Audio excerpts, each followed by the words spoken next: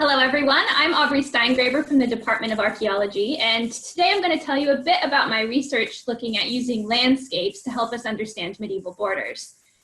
Now, most of you will be very familiar with the general concept of what a border is. We talk about them a lot in the news, from Trump's border wall to the Irish border and Brexit.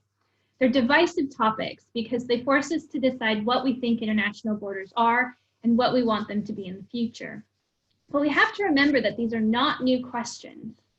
Our modern concept of a border as a geographic line on the ground really dates to the 16th or 17th centuries, but it has its origins in the changing conceptions of government and territoriality that was happening during the late medieval period. So if we're interested in understanding medieval borders, the Anglo-Scottish Borderland, or the Marches as it was also called, is a really good place to start. It has an 800-year history that dates back to the 13th century, and the Scottish Wars of Independence in the 14th century, which will be familiar to quite a few of you through the movies Braveheart and Outlaw King, really helped sharpen the border as an institution and defined the difference between what it meant to be English and what it meant to be Scottish.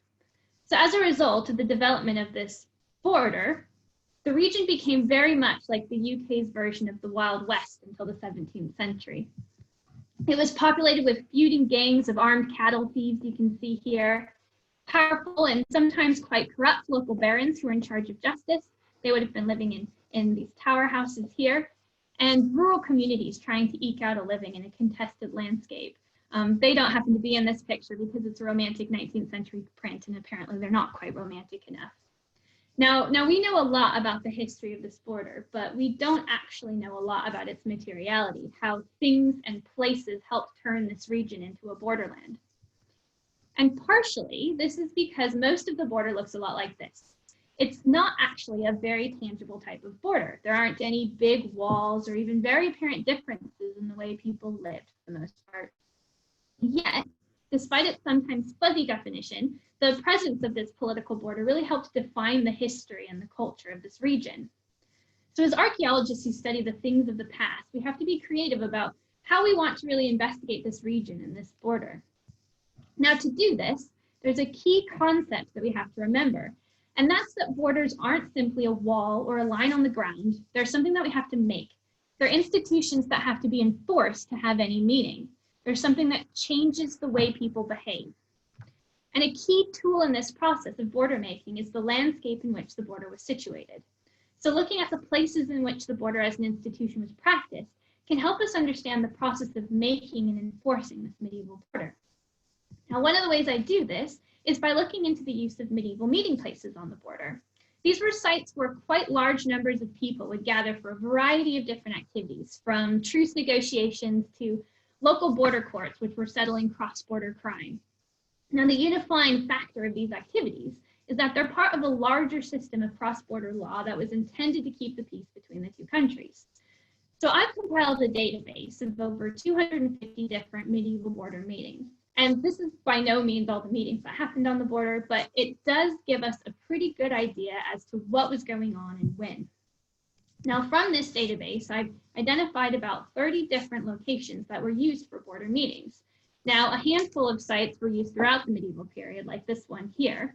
Some were used intensively for short stretches of time, such as these ones over here, and many were used only once or twice, and those tend to be these ones kind of on the outskirts over here. So right off the bat, you have some interesting indications that the use of these sites seems to be balancing elements of conservatism and experimentation throughout the medieval period. Now, the primary purpose of these sites was peacekeeping. And peacekeeping in the medieval world was a very ancient and very ritualized process with a huge element of theater to it. And there's a lot of similarities between assembly practices across Europe. And these help provide a pretty decent framework we can use to understand what made these places suitable for important Anglo-Scottish border meetings. Now, in some cases, it's a history of use that made it important.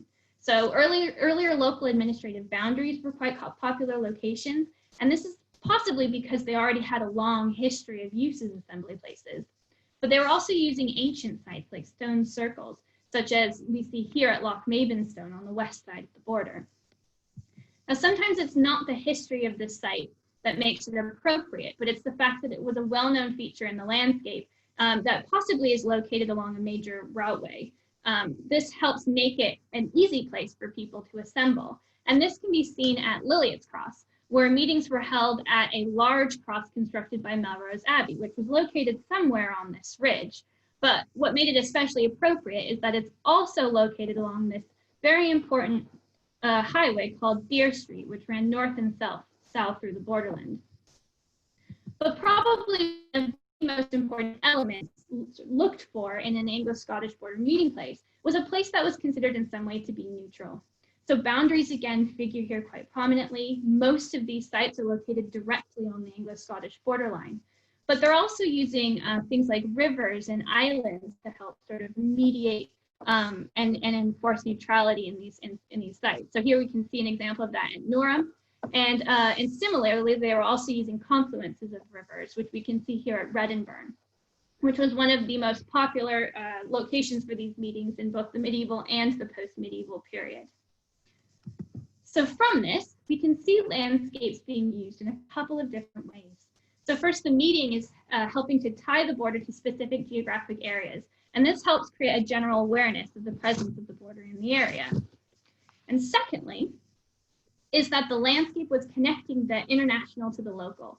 So a lot of the symbols used in the cross-border meetings are actually quite local symbols. Things like the cross at Liliot's Cross wouldn't really have been known to very many people outside of the region. So in the use of these sites, we're actually seeing local people becoming involved in the border making process, translating the boundary into something that's meaningful to the local population. But thinking about these sites purely as landscapes of peacekeeping really only tells half the story. So the theatricality of the assemblies means that competition was always a key component of the meetings. And this competition helped etch deeper divisions between the English and the Scots. So everything was on display at these meetings, and there was a lot of pressure to balance the neutrality on one side while sort of simultaneously one-upping the other side. There's a really great example of this from the 15th century of an English official writing to the Bishop of Durham, and he was writing to borrow the bishop's horse and carriage because the English official really didn't feel like his transport was quite fancy enough for this upcoming meeting. But there's also a much more sinister side to this. And it's the use of violence or the threat of violence for political gain at these meetings. The landscapes were used defensively or offensively to change the dynamics of the meeting. So in 1401, commissioners at a truce negotiation in Carham were really caught on the wrong foot when the Scottish commissioners failed to show up at the designated meeting at the parish church, but instead positioned themselves on a nearby hill with what appeared to be quite a large army around them. Now, it was a carefully staged performance by the Scots that was intended to make a very forceful political statement through both sheer numbers and the use of elevation. Now, at other meetings, murders were not unknown, and we even have evidence from the 16th century of a man faking his murder at a meeting to help start a skirmish, which was surprisingly successful. So in the end, the creation and the use of these landscapes was a very deliberate process intended to reduce the chances of this violence happening. They weren't always successful, but the neutral locations evoking the authority of history and tradition were being used to sort of help mediate the tensions that was present at these meetings. So overall, there's actually quite a bit that's tangible about this seemingly intangible border. By thinking about a landscape's role in border meetings, we've been able to learn a few things about how a medieval border was made. Assemblies and meeting places helped tie the border to a geographic area through an international language of peacekeeping that was made relevant to the region using local symbols and landmarks.